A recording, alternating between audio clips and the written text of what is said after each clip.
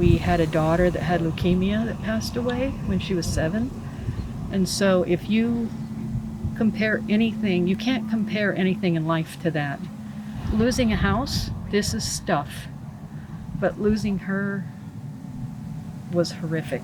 And there'll never be anything worse than that in my life, I feel. So this is just stuff that can be replaced.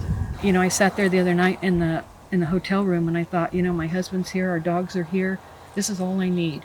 There's 5 acres, about 5 acres on that side of the road, and then there's about 15 over here.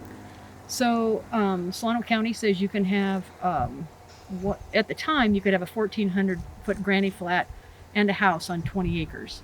So we built the 1,400 square foot house, and we thought at some point in time we'd build, you know, our forever home. Which, you know, it's really nice because that house over there is really hidden.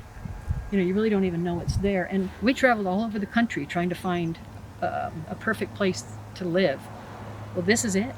You know, they told us we could go buy somewhere else if we wanted to, so we don't really know what we're going to do, but right now that's what we feel like we're going to do. If not, we'll probably sell it like this with the gates and the barn and go from there. But I really think we'll probably rebuild just because we loved it so much here.